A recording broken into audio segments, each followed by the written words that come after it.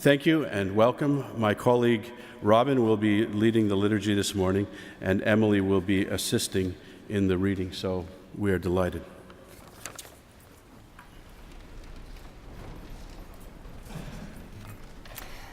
I invite you to stand and to take out the order of service that you received on the way in. I'll begin, and if you follow along, that would be great. Creator of the world, eternal God, we have come from many places for no while. Redeemer of humanity, God with us, we have come with all our differences, seeking common ground. Spirit of unity, go between God. We have come on journeys of our own to a place where journeys meet. So here, in this shelter house, let us take time together. For when paths cross and pilgrims gather, there is much to share and celebrate.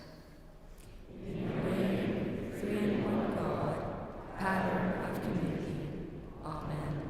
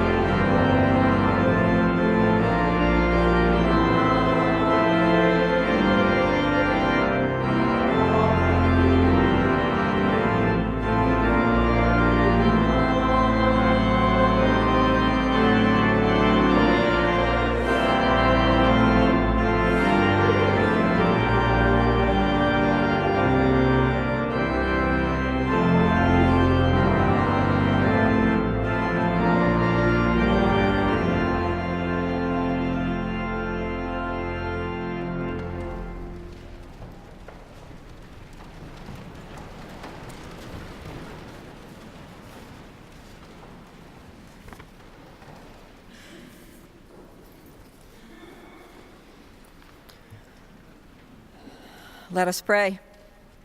Give us, O God, as a morning meal, the nourishment of your word to benefit our bodies, our minds, our souls, our belief.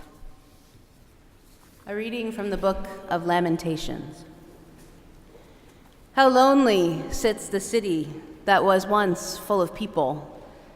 How like a widow she has become, she that was great among the nations, she that was a princess among the provinces, has become a vassal.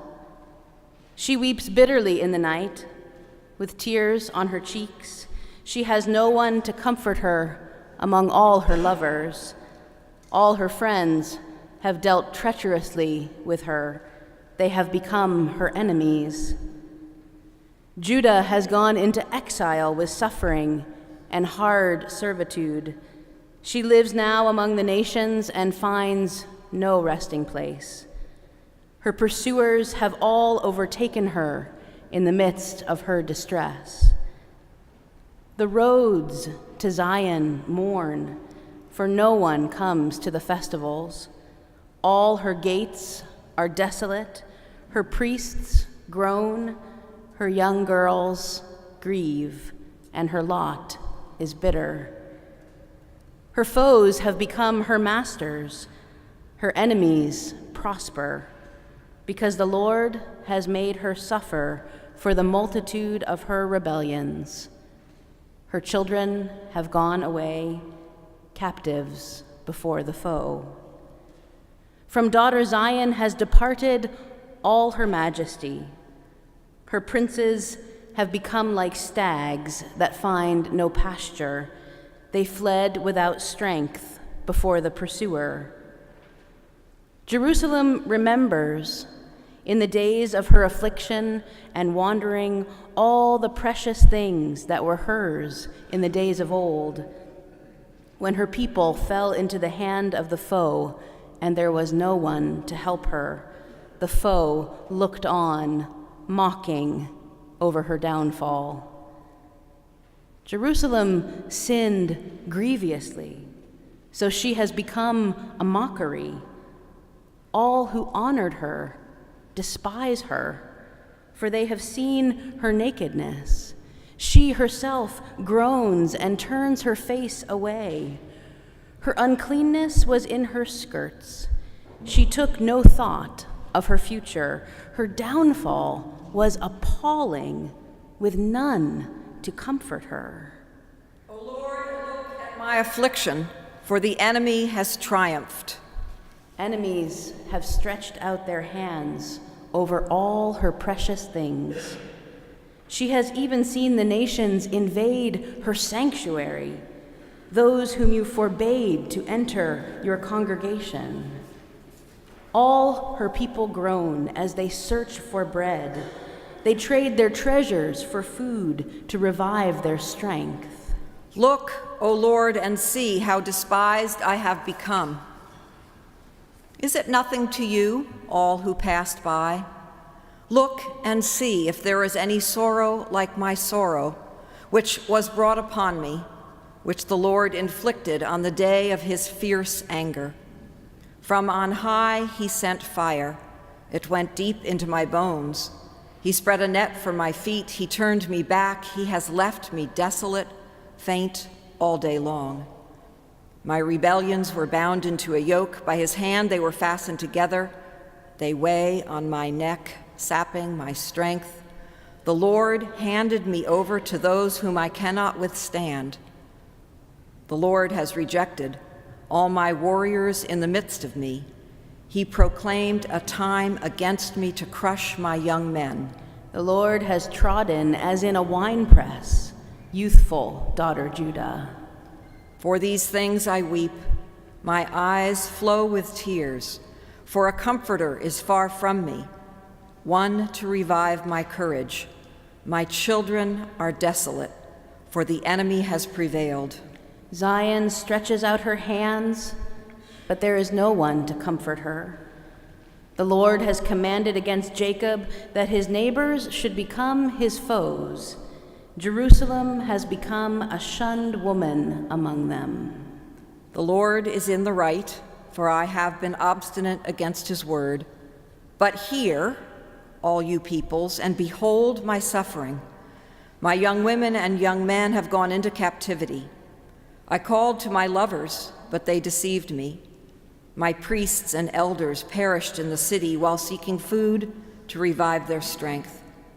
See, O Lord, how distressed I am. My stomach churns, my heart turns within me, because I have been very obstinate.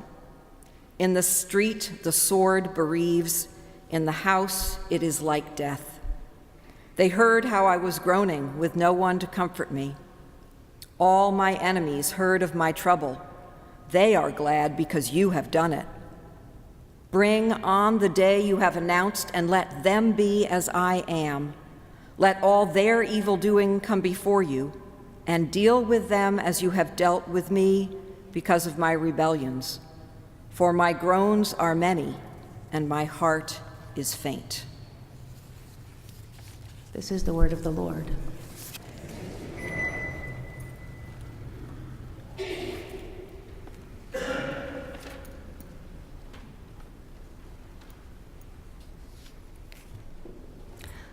Our second reading from the Gospel of Luke is taken from Luke chapter 19. Now there was a garden in the place where he was crucified, and in the garden there was a new tomb in which no one had ever been laid. And so, because it was the Jewish day of preparation, and the tomb was nearby, they laid Jesus there. This is the word of the Lord. Let your word live within us, faithful God, day by day, night by night, in our thinking, our speaking, our doing, our believing.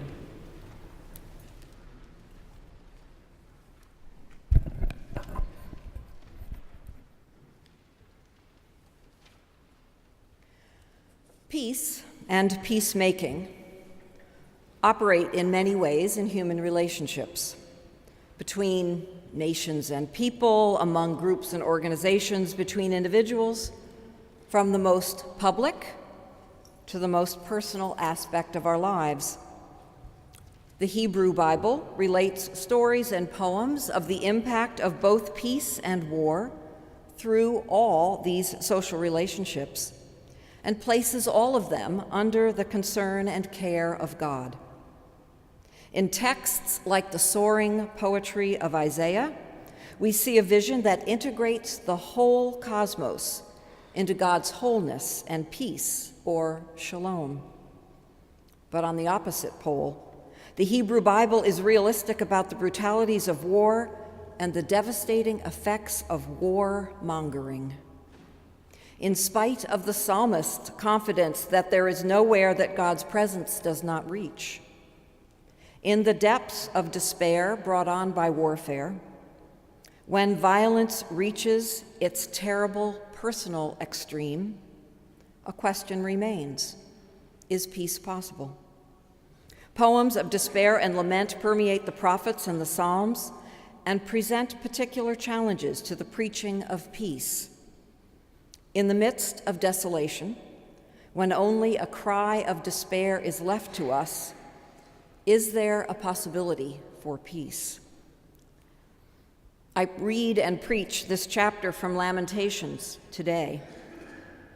Surely an expression of the depths of despair in the face of great violence. I read it and preach it with grave concern.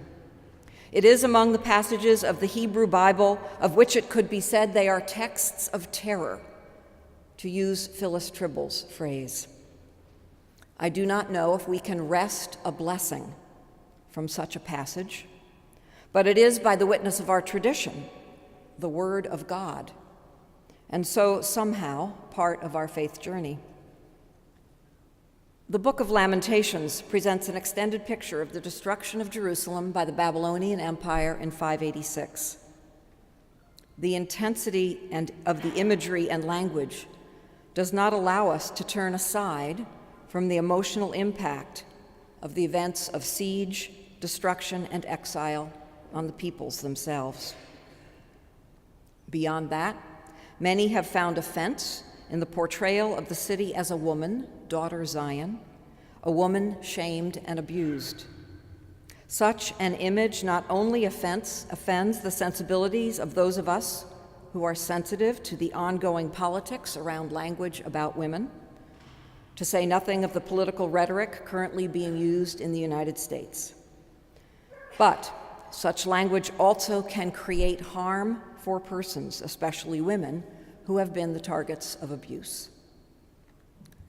The poetry becomes no easier on the issues of theology for a contemporary audience. This is a picture of God as the one who, in fact, inflicts destruction on the city, who hands the people over to the enemy, and that portrayal affronts anyone who protests against an image of God as the bringer of harm. The careful work of biblical scholars in treating critical issues about the book may help contextualize and so ameliorate some of the issues. For example, the deep imagery of the book finds echoes in a genre of ancient poetry, the lament, that gives expression to the grievances and emotions of personal or community suffering. Anger at God for allowing such suffering to happen, and pleas for help and intervention by God. Or again, the ancient terminology for daughter Zion evoked a protective care for a beloved city. This may help us appreciate how it is used as a term of tenderness when mourning the death of the city. The representation of the city as a woman whose lovers have abused and abandoned her was, in ancient times, a politically astute wordplay. In the international treaties of the ancient world, to maintain political loyalty between treaty partners was to love the state's overlord or to love the state's allies. Historically, Judah's political allies proved incapable of helping resist the Babylonian Empire. Judah's lovers thus betrayed and abandoned the besieged state. This same understanding of covenant expressed the theological relationship between God and God's people. Judah's rebellion against God's ways, its obstinate refusal to keep loyalty, was a breaking of their covenant with God. Its punishment was harsh confirmation that God was still concerned with the fate of Israel.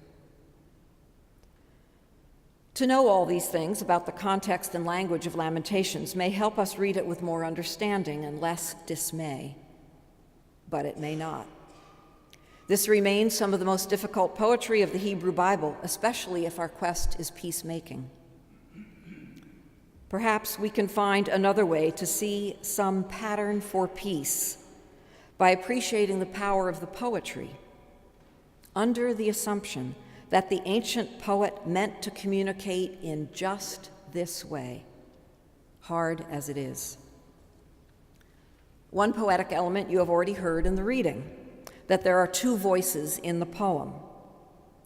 Between the sorrowful observations of the city's fate by the narrator, read by Emily, and the wails of grief and anger from the city, imaged as daughter Zion, read by myself, we not only see the suffering at the narrator's distance, but also hear it in the voice of the personified city. The two viewpoints on the suffering of the city reinforced thus a pattern of repetition. What the narrator first identifies about the devastation, the city echoes in its own lament. The devastating destruction of the city and its people are central. The narrator details the impact of war and exile on the city and its inhabitants, the invasion of its gates and sanctuary, the loss of its precious treasures, death and exile of elites and priests, elders and young, mothers and children. The city repeats the portrayal. My young men and young women have gone into captivity. My priests and elders perished in the city. The narrator also uses a powerful term to describe the impact of such loss. The city is desolate. It sits alone and lonely without inhabitants or friends. The city reiterates its anguish. I have been left desolate, faint all day long. My children are desolate, for the enemy has prevailed. Embodying the picture of desolation, the narrator hears the groans of the city, the priests groan, all the city's people groan. We then hear in the words of the city itself, my enemies heard how I was groaning. For my groans are many and my heart is faint. Both the narrator and the city recognize that it is God who destroyed Jerusalem because of its rebellions against the Lord under the covenant. 7 times in the poem, responsibility for suffering is charged to God's response against the obstinacy and transgression of the capital city of Judah.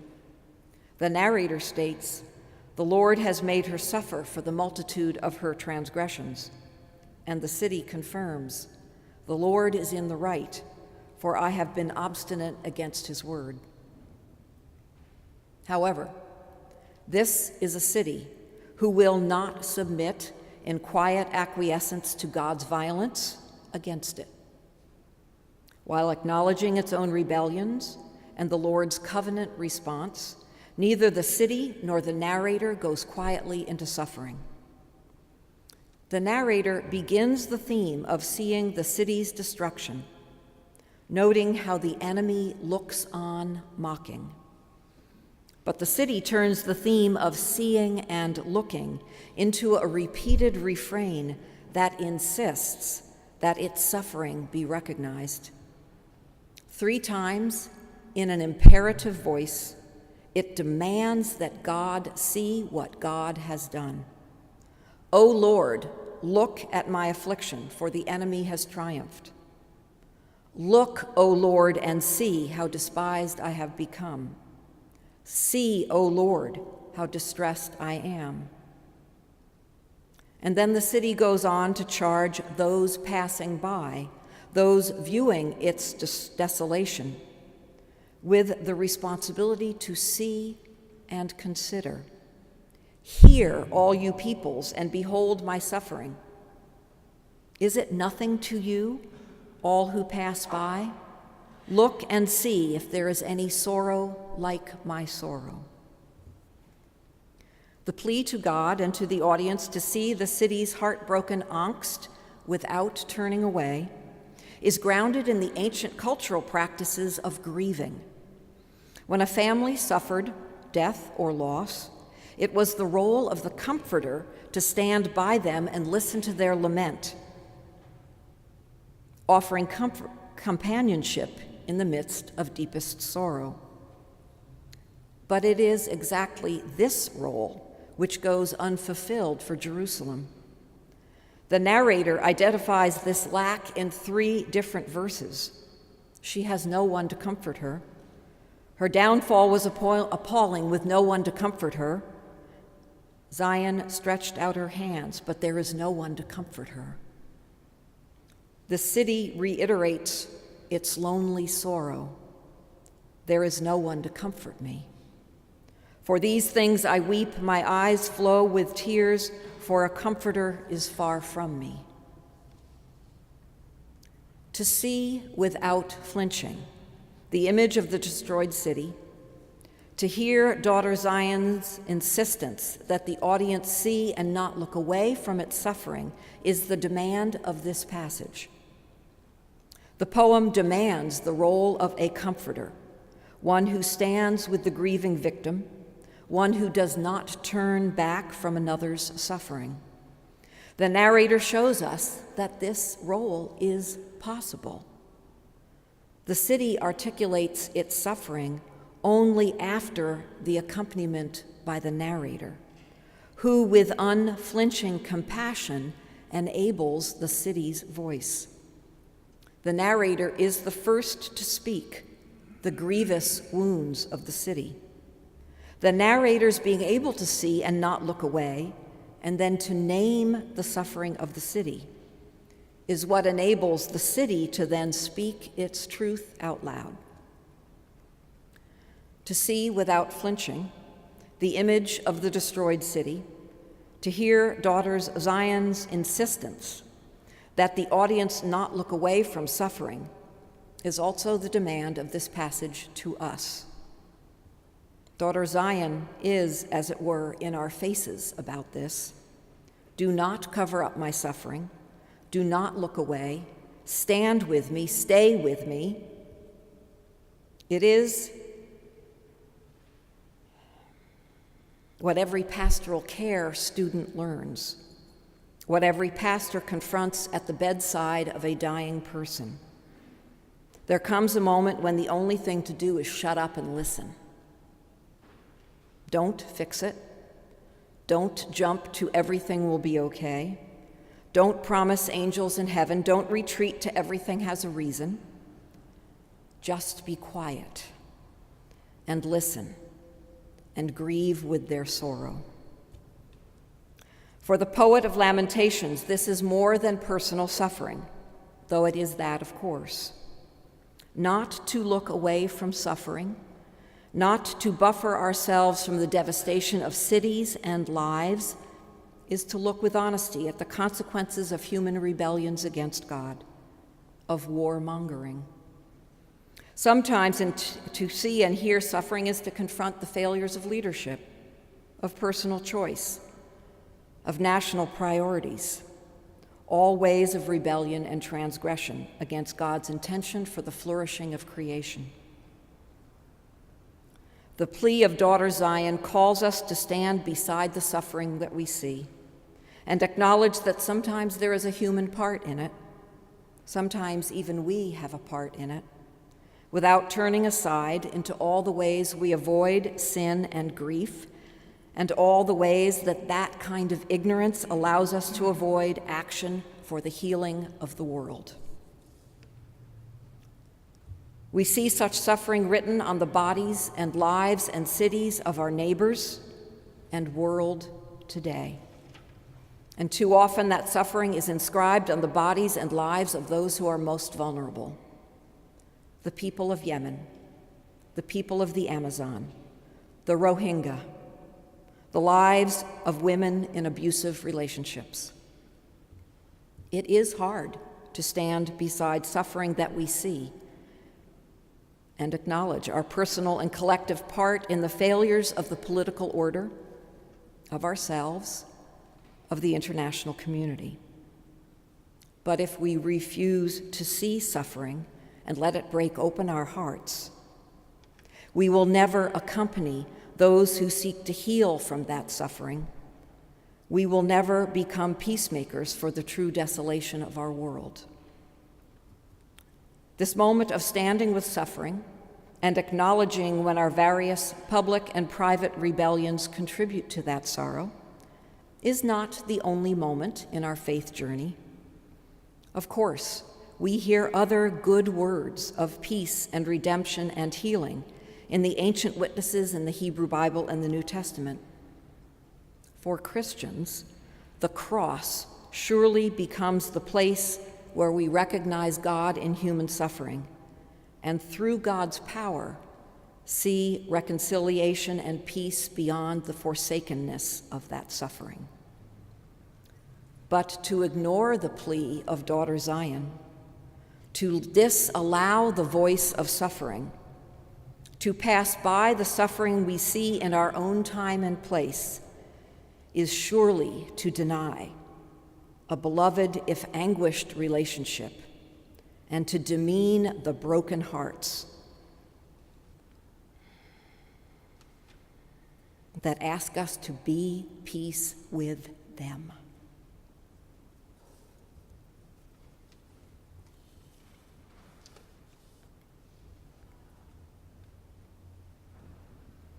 Join me in the response printed in the bulletin.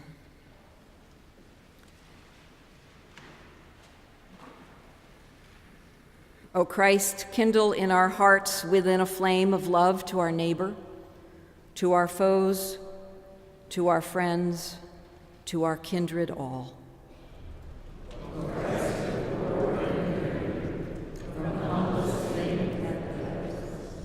To the name that is highest of all, kindle in our hearts within a flame of love.